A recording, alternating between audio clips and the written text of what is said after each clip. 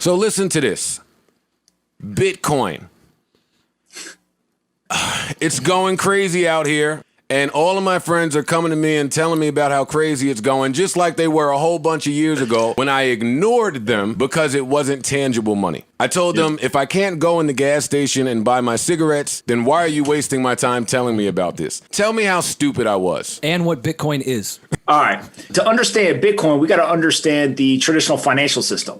What a lot of people can wrap their heads around is there's a complete separation. The rich get richer and the poor get poorer. What people don't realize is the system is built to do that, right? Like that is how the system is built. It is not a bug in the system. It is a feature of the system. It's not so much a wealth disparity. It's an education disparity. And so what rich people know that poor people don't know is that the dollar gets devalued. And all that means is if I give you dollars and you sit them in your bank account and you put $100 in the bank account, you come back in 5 years, that $100 buys you less goods and services than it did when you first put it in there. So literally, although it says I put $100 in and $100 is still sitting there, the $100 buys less because the price of cars and houses and food and all this other shit went up in value. So literally now it takes me more dollars to buy the same stuff than it did 5 years ago. So what rich people do is they know this. They're like, shit, I'm not going to just hold on to this dollar that keeps losing value over time. I'm going to invest it or I'm going to buy things with it. So what they do is they go and they say, rather than hold dollars, I'm going to buy real estate. I'm going to buy stocks. I'm going to buy gold. I'm going to buy Bitcoin, buy all these investable assets. And so when you look at the numbers, the bottom 45% of Americans don't own a single investable asset. They own no investments. They just have cash and they live paycheck to paycheck. So what happens is when the government right now during the pandemic, all this stuff, they're like, hey, we're going to come save you. I'm going to give you guys a stimulus check. I'm going to print all this money. I'm going to do all this. What they're actually doing is they're devaluing the dollar. So they'll give you $2,000 right now, but they're actually making those dollars worth less and less over time. So all Bitcoin does is said, you don't got to be a genius. You can take your dollars, convert them to Bitcoin. And over a long period of time, the Bitcoin's going to go up in US dollar value. It's a different currency that doesn't get devalued away.